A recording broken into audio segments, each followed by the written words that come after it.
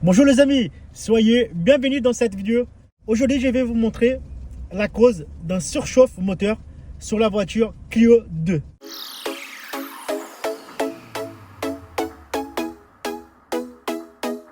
Et si vous êtes nouveau par ici, je vous invite à vous abonner dans cette chaîne.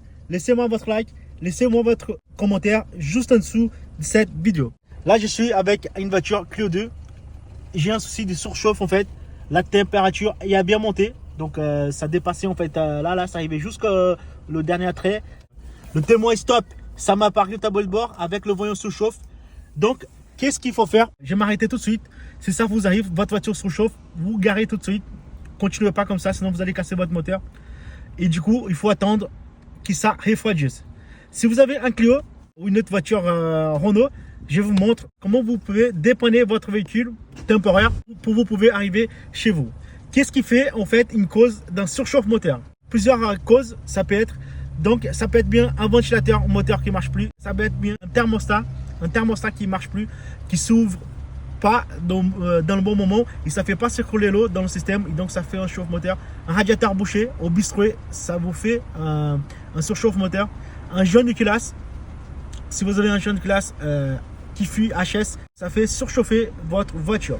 On va aller devant, je vais vous montrer comment vous pouvez s'en sortir si ça vous arrive. Donc vous voyez, ça c'est le ventilateur moteur. Et du coup, s'il surchauffe en fait, on n'entend pas le ventilateur travailler. Si votre ventilateur il ne met pas en route, ça veut dire qu'il marche pas. Soit lui il a un souci, soit votre liquide de refroidissement il ne circule pas. Il faut juste contrôler si cette durite est bien chaud avec l'autre durite, c'est bien chaud. Si une durite est chaude, l'autre est froide, ça peut être une pompe à eau qui est défectueuse, mais aussi ça peut être un calostat qui ne s'ouvre pas au bon moment, ou ça peut être aussi le capteur de température qui est HS. Si ce capteur là est en défaut, il ne va pas envoyer les bonnes informations à la voiture et comme ça le thermostat il ne va pas s'ouvrir. Là on dirait que ça marche nickel, la pompe à eau travaille parce que c'est chaud là, c'est chaud. Si cette durite était froide, ça veut dire que peut-être ma pompe à eau il y avait un souci, ou le calostat ne s'ouvrait pas. Mais là, ce n'est pas le cas. Donc là, on dirait que ça marche nickel. Qu'est-ce que vous faites si ça vous arrive un jour? Vous débranchez pour savoir si c'est pas le capteur température. Vous débranchez le capteur pour voir si votre ventilateur se met en route. Donc là, je débranche. Et là, vous avez vu, le ventilateur s'est mis en route tout de suite.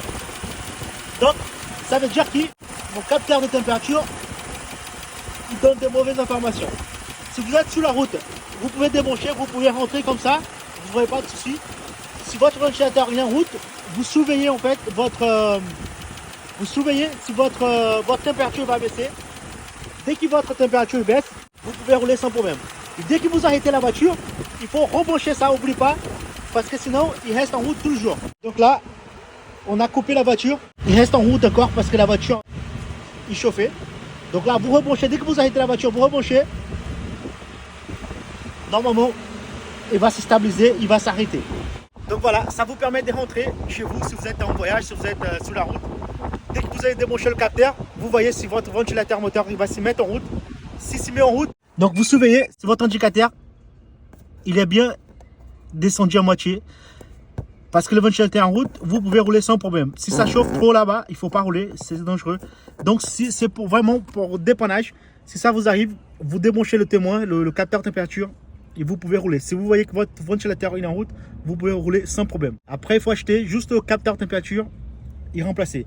Si vous avez une Clio 2, je vous laisse un lien juste en dessous de cette vidéo avec le bon capteur. Vous pouvez commander et ça peut arriver chez vous très vite. Voilà les amis, j'espère que vous avez bien aimé cette vidéo. Je vous invite à vous abonner dans cette chaîne. Laissez-moi votre like, laissez-moi votre commentaire juste en dessous de cette vidéo. Ciao!